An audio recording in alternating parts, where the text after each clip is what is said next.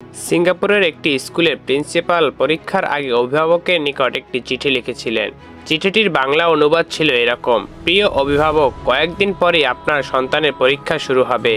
আমি জানি আপনারা খুব আশা নিয়ে বসে আছেন যে আপনাদের ছেলেমেয়েরা পরীক্ষায় অনেক ভালো রেজাল্ট করবে, কিন্তু একটা বিষয় মনে রাখবেন যে যারা পরীক্ষা দিতে বসবে তাদের মধ্যে একজন ভবিষ্যতে অবশ্যই শিল্পী হবে, যার গণিত শেখার কোনো দরকার নেই। আবার একজন অবশ্যই ভবিষ্যতে উদ্যোক্তা হবে, যার ইতিহাস কিংবা ইংরেজিতে পণ্ডিত হওয়ার দরকার নেই। একজন আবার সঙ্গীত শিল্পী হবে, সে রসায়নে কত নম্বর পেয়েছে তাতে তার ভবিষ্যতে কিছুই আসে যায় না। একজন আবার খেলোয়াড় হবে, যার শারীরিক দক্ষতা পদার্থ রসায়নের চেয়ে বেশি গুরুত্বপূর্ণ।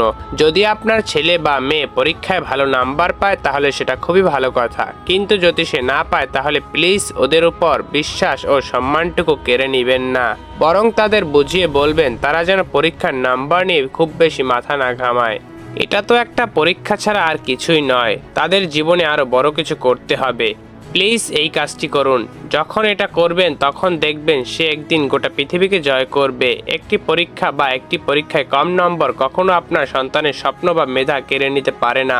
আর একটা কথা মনে রাখবেন, এই পৃথিবীতে কেবল ডাক্তার, ইঞ্জিনিয়ার, প্রফেসর, আইনজীবী ইত্যাদি লোকগুলোই সুখী নয়। অবিরাম শুভেচ্ছা, ইতি প্রিন্সিপাল।